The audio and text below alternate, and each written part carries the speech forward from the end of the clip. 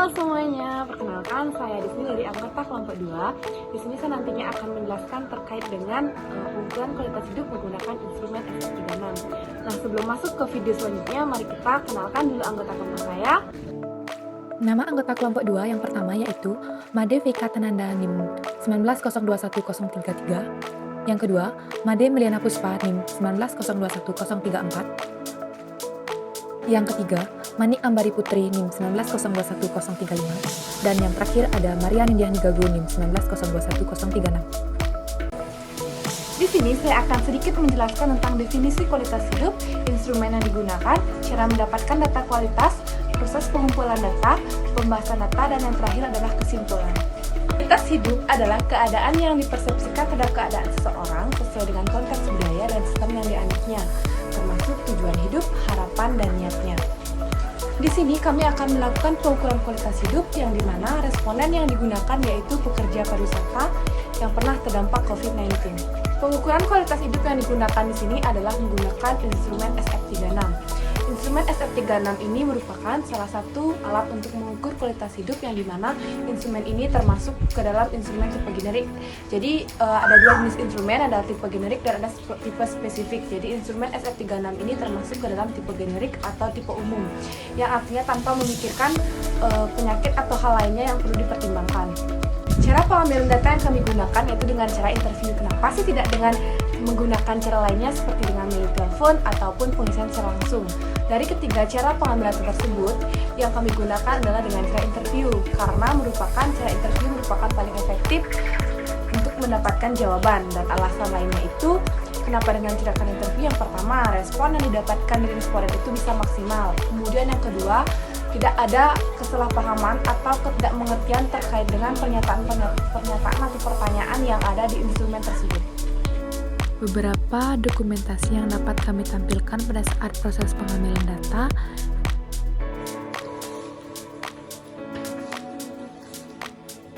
Pertanyaannya adalah satu, seberapa besar Anda merasakan nyeri pada tubuh? Membutuhkan banyak energi, mengangkat benda berat, menekan laba berat, sangat membatasi, sedikit membatasi, atau tidak membatasi.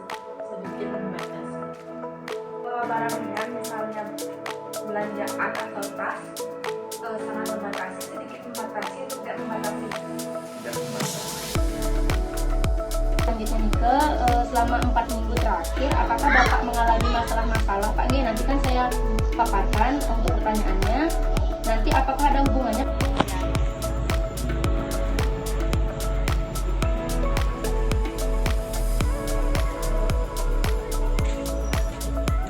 Instrumen SF36 ini memiliki dua domain yang dimana masing-masing domain memiliki 4 item. Domain yang pertama yaitu kesehatan fisik dan domain yang kedua yaitu kesehatan mental. Uji validitas yang dilakukan yaitu per masing-masing domain. Instrumen dikatakan valid apabila R hitung lebih besar daripada R tabel, di mana jumlah responden pada penelitian ini adalah 5 responden, sehingga R tabel yang digunakan adalah 0,8783. Hasil uji validitas pada fungsi fisik terdapat 5 item pertanyaan tidak dinyatakan valid. Hasil uji validitas pada keterbatasan fisik terdapat 3 item pertanyaan tidak dinyatakan valid. Hasil uji validitas pada nyeri tubuh, seluruh item pertanyaan tidak dinyatakan valid. Hasil uji validitas pada kesehatan secara umum, terdapat 5 item pertanyaan tidak dinyatakan valid. Hasil uji validitas pada vitalitas, terdapat 1 item pertanyaan tidak dinyatakan valid. Hasil uji validitas pada fungsi sosial, terdapat 1 item pertanyaan tidak dinyatakan valid. Hasil uji validitas pada keterbatasan emosional, seluruh item pertanyaan tidak dinyatakan valid. Hasil uji validitas pada kesehatan mental, terdapat 4 item pertanyaan tidak dinyatakan valid. Hasil yang tidak valid ini dikarenakan R hitung yang diperoleh lebih kecil daripada R tabel. Hal ini diakibatkan karena kurang cukupnya informasi yang diperoleh untuk melihat konsistensi nilainya. Setelah melakukan uji validitas, dilanjutkan dengan melakukan uji reliabilitas terhadap instrumen SF36. Uji reliabilitas kuesioner SF36 menggunakan analisis Cronbach's alpha baik untuk keseluruhan pertanyaan maupun untuk setiap domain. Jika nilai Cronbach's alpha lebih besar dari 0,70, maka domain yang terdapat dalam kuesioner SF36 dinyatakan reliable. Nilai hasil uji reliable pada fungsi visi adalah 0,879.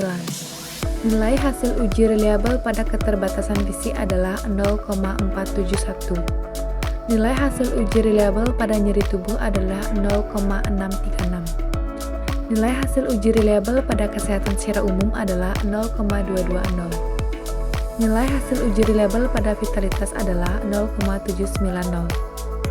Nilai hasil uji reliable pada fungsi sosial adalah 0,261. Nilai hasil uji reliable pada keterbatasan emosional adalah minus 2,500. Nilai hasil uji reliable pada kesehatan mental adalah 0,740. Item yang dikatakan reliable hanya terdapat pada fungsi fisik, vitalitas, dan kesehatan mental. Sedangkan item yang dinyatakan tidak reliable terdapat pada keterbatasan fisik, nyeri tubuh, kesehatan secara umum, fungsi sosial, dan keterbatasan emosional. Hal ini dikarenakan responden yang memberikan jawaban tidak memiliki konsistensi dalam mempersepsikan jawaban di domain tersebut. Setelah melakukan uji validitas dan uji reliabilitas terhadap instrumen yang digunakan, kami melanjutkan dengan men-scoring data yang diperoleh. Berdasarkan hasil scoring yang diperoleh, terdapat nilai rata-rata dan simpangan baku dari masing-masing domain. Kualitas hidup seseorang terbagi menjadi dua domain, yaitu kesehatan fisik dan kesehatan mental. Domain kesehatan fisik terdiri dari item fungsi fisik, keterbatasan fisik, nyeri tubuh, dan kesehatan secara umum. Sedangkan domain kesehatan mental terdiri dari item vitalitas, fungsi sosial, keterbatasan emosional, dan kesehatan mental. Domain kesehatan fisik dengan item pertama yaitu fungsi fisik. Fungsi fisik memperoleh nilai rata-rata 68, sedangkan nilai simpangan baku 31,14. Keterbatasan fisik memperoleh nilai rata-rata 55, sedangkan nilai simpangan baku 32,60. Nyeri tubuh memperoleh nilai rata-rata 22, sedangkan nilai simpangan baku 32,60. Kesehatan secara umum memperoleh nilai rata-rata 85, sedangkan nilai simpangan baku 0,89. Domain kedua yaitu kesehatan mental dengan item yang pertama adalah vitalitas. Vitalitas memperoleh nilai rata-rata 74, sedangkan nilai simpangan baku 1,67. Fungsi sosial memperoleh nilai rata-rata 45, sedangkan nilai simpangan baku 19,81.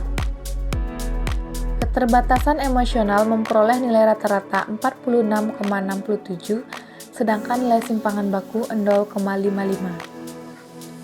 Kesehatan mental memperoleh nilai rata-rata 79,2, sedangkan simpangan baku 1,30.